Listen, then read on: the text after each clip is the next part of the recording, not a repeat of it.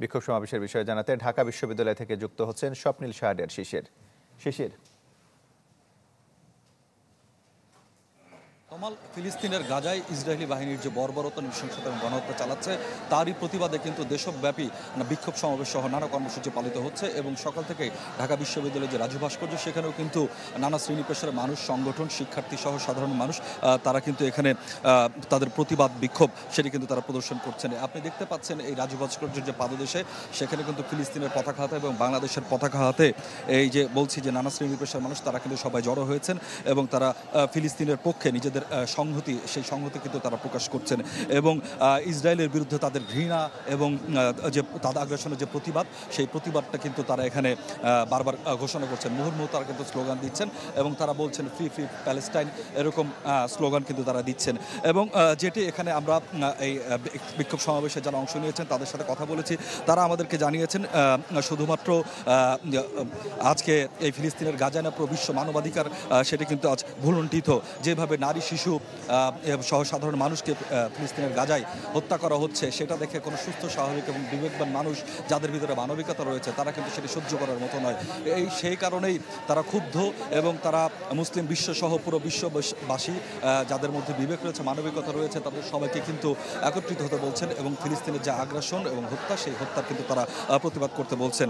একই সাথে তারা বলছেন যে মুসলিম বিশ্বকে এখানে কিন্তু কার্যকর ভূমিকা রাখতে হবে, অর্থাৎ ফিলিস্তিনের গাজায় যে ভূমিকায় ইসরায়েল অবতীর্ণ হয়েছে তার বিরুদ্ধে মুসলিম বিশ্বকে তারা কিন্তু সোচ্চার হওয়ার আহ্বান জানিয়েছেন। শুধুমাত্র মুসলিম বিশ্ব নয়, অন্যান্য ধর্মের যারা মানুষ রয়েছেন তাদেরকেও কিন্তু বলছেন এই প্রতিবাদে সামিল হওয়ার কিন্তু আহ্বান জানিয়েছেন।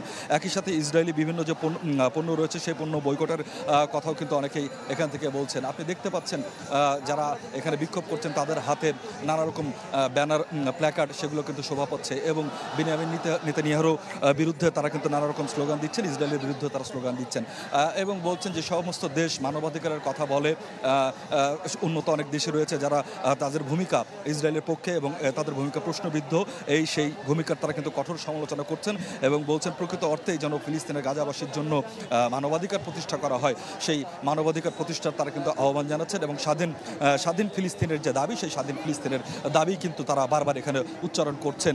এবং সকাল থেকে আসলে যেটি বলছিলাম যে নানা শ্রেণী পেশার মানুষ তারা কিন্তু এখানে হাজির হচ্ছেন। প্রতি মুহূর্তে নতুন নতুন লোক আসলে এই কর্মসূচিতে জড়ো হচ্ছেন এবং কর্মসূচিতে জড়ো হয়ে ইসরায়েলের প্রতি যে নিন্দা এবং ঘৃণা, সেই ঘৃণা কিন্তু তারা প্রদর্শন করছেন।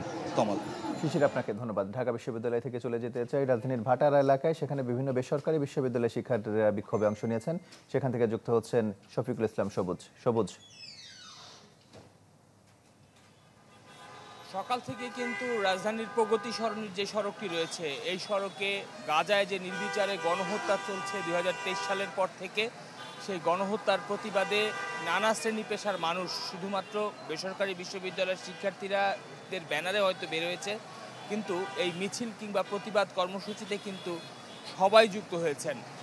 বেলা যত গড়াচ্ছে ওই উপস্থিতিটা কিছুটা কমছে, দুপুর পর্যন্ত অনেক বেশি ছিল।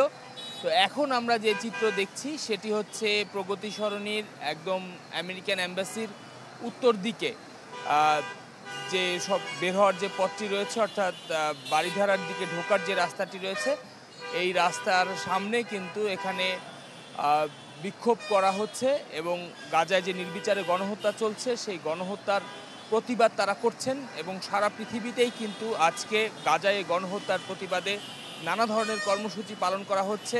আমরা মার্কিন যুক্তরাষ্ট্রের নানা স্টেটে দেখেছি যে সেখানেও কিন্তু বিশেষ করে গেল কয়েকদিন ধরে যে নির্বিচারে মানুষ তুলোর মতো আসলে মানুষ সেখানে দেখছি যে আমরা বোমা বিস্ফোরণ হওয়ার সাথে সাথে আকাশে উঠছে।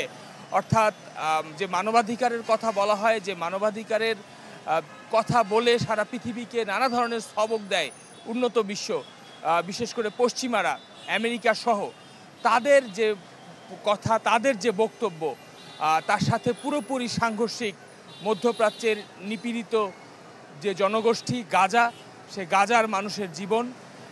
প্রতিদিনই কিন্তু শত শত মানুষের প্রাণ সেখানে যাচ্ছে এবং তার প্রতিবাদে কিন্তু প্রায় 13,000 থেকে 9 থেকে 13,000 কিলোমিটারের মধ্যে বাংলাদেশের দূরত্ব।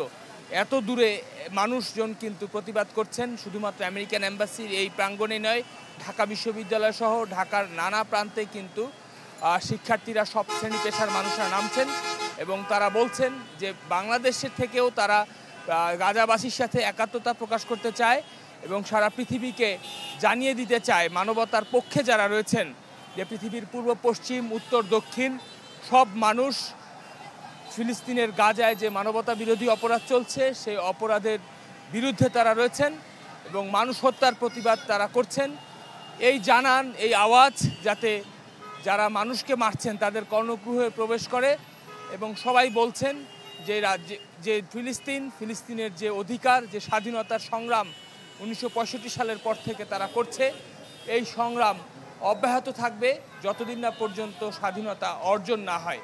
এবং সব মিলে আমরা এখানে দেখছি যে লাল সবুজের পতাকার পাশাপাশি প্যালেস্তাইনের পতাকাও তাদের হাতে রয়েছে এবং লা ইলাহা ইল্লাল্লাহু মুহাম্মাদুর রাসূলুল্লাহ মুসলমানদের যে কালিমা, সেই কালিমার পতাকা হাতেও কিন্তু তারা এখানে এই প্রতিবাদ মিছিল করছেন।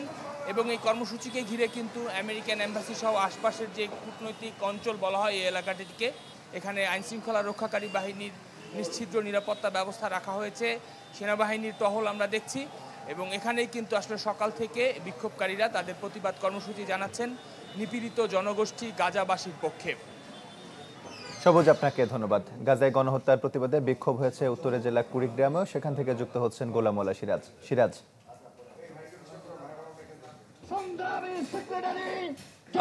তমাল, এটি হচ্ছে কুড়িগ্রাম শহরের কেন্দ্রীয় মসজিদ এলাকা। এই এলাকায় আমরা যেটা দেখেছি, ইসলামী আন্দোলন বাংলাদেশ কিন্তু এখানে বিক্ষোভ মিছিল করেছে। আমরা কিছুক্ষণ আগে এই মিছিলটি বের হয়েছে শহরের পাশ থেকে, তাদের যে কেন্দ্রীয় কার্যালয় রয়েছে, জেলা কার্যালয়, সেখান থেকে বের হয়ে পুরো শহর ঘুরে এসে এখন কিন্তু এই কেন্দ্রীয় মসজিদের সামনে এই তারা বিক্ষোভ করছে।